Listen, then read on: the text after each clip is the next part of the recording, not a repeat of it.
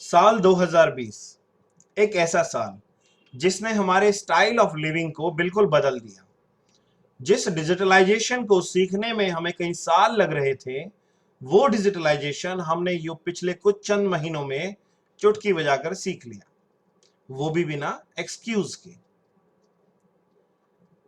आज हम इतने डिजिटलाइज हो गए हैं कि मेरे पड़ोस में शर्मा जी अक्सर मुझे अपने कीपैड मोबाइल से रिश्तेदारों का नंबर निकालने के लिए बुलाया करते थे, और आज मैं उन्हीं शर्मा जी को वीडियो चैट और यूट्यूब पर लाइव भजन सुनते हुए देखता हूं।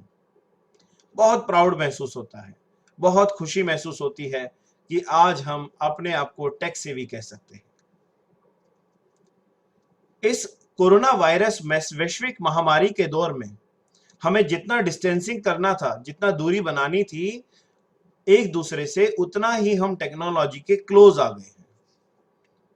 और ये टेक्नोलॉजी इस कदर हमारे जीवन में घुस चुकी है कि हम ये नहीं समझ पा रहे हैं कि हम एप्स को डिस्टर्ब करते हैं या एप्स हमें डिस्टर्ब करते हैं।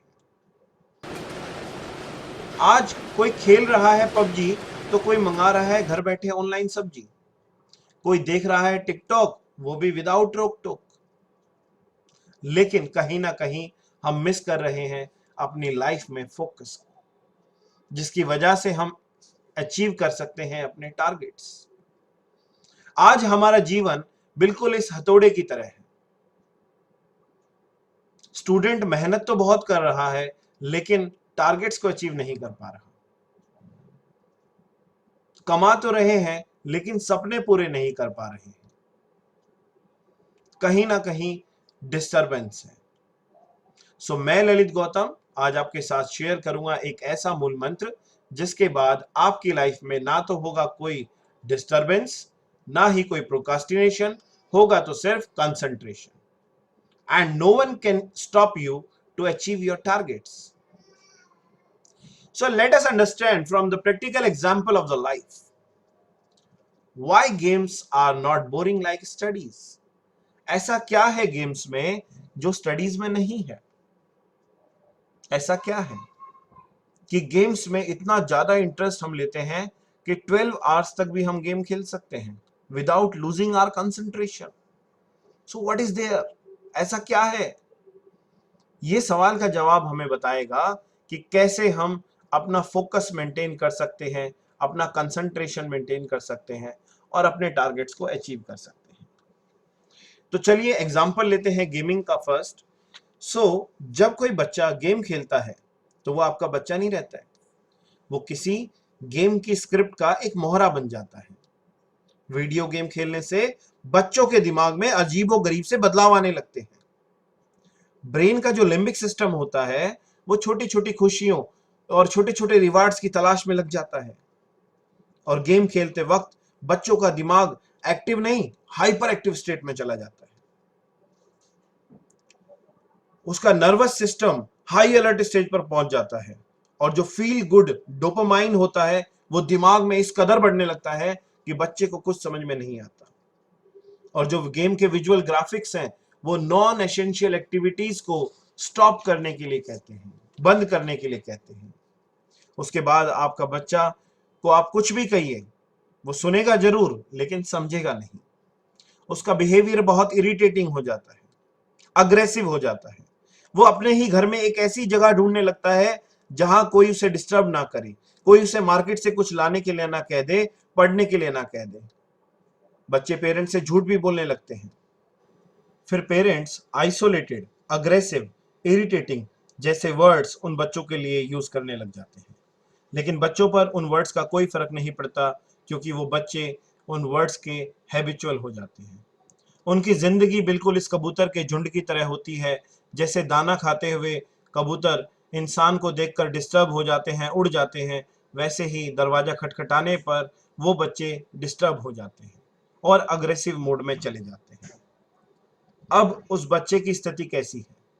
Now child is in search of friends who have same mentality.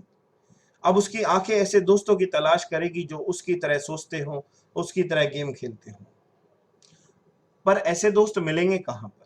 ऐसे दोस्त मिलेंगे सोशल मीडिया प्लेटफॉर्म पर। सोशल मीडिया प्लेटफॉर्म पर जब वो बच्चा अपने छोटे छोटे रिवार्ड्स को शेयर करता है तो उसके ये सोशल मीडिया टेम्परेरी फ्रेंड्स उसको अप्रिशिएट करते हैं और इस कदर बॉन्डिंग बना लेते हैं कि वो उस बॉन्डिंग में इस कदर बन जाता है कि जितने भी हमारे रिश्ते नाते उस बच्चे के साथ थे वो सब फीके पड़ जाएंगे। जैसे हर सिक्के के दो पहलू होते हैं, वैसे ही अब तक हमने सिर्फ नेगेटिव पॉइंट्स की बात की। अब हम बात करते हैं सिक्के के दूसरे पहलू की, दैट इज पॉजिटिव पॉइंट्स। आखिर ऐसा क्या है गेमिंग में जो बच्चे को इस कदर बांध के रखता है कि कोई भी डिस्ट्रैक्शन उसका इंटरेस्ट कम नहीं करती। गौर कीजिएगा, मैं आपके साथ शेयर करने जा रहा हूं वो मूल मंत्र जिसके बाद आप अपनी लाइफ में किसी भी टारगेट को 100% अचीव कर सकते हैं। वो मूल मंत्र है रिवार्ड्स और एप्रिसिएशन। जब कोई बच्चा गेम खेलता है तो उसको हर लेवल पर, चाहे लेवल छोटा हो या बड़ा हो, उसको रिवार्ड्स मिलते हैं, एप्रिसिएशन मिलते हैं। और वो रिवार्ड्स रिवार्ड्स नहीं होते हैं, वो बिल्कुल उस तरीके से काम करते हैं जैसे आग में घी। जो रिवार्ड्स है वो घी है और जो आग है वो कॉन्फिडेंस है। सो जब आपका कॉन्फिडेंस बूस्टअप हो जाएगा तो आपको काम करने में मजा आने लगेगा। आपका जो सेंटर ऑफ इंटरेस्ट है वो जागृत हो जाएगा। आप जो भी काम करेंगे उसको एंजॉय करेंगे। और जब आप कोई भी काम एंजॉय करते हैं तो आप अपना उस काम में 100% अटेंशन पे करते हैं।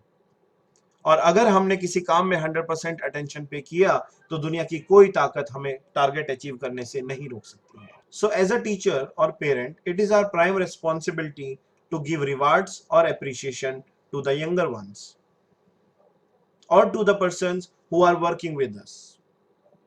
बिकॉज जब आप अप्रिशिएट करेंगे, जब आप रिवार्ड्स देंगे, तभी उनका कॉन्फिडेंस बूस्टअप होगा, उन्हें विश्वास होगा कि वो जो काम कर रहे हैं वो उस काम को बखूबी निभा रहे हैं और वो आपको अपना 100% देंगे। यदि आपको मेरा मैसेज अच्छा लगा तो लाइक करिए, सब्सक्राइब करिए और शेयर करिए, क्योंकि जाने अनजाने में हो सकता है हम किसी की मदद कर दें।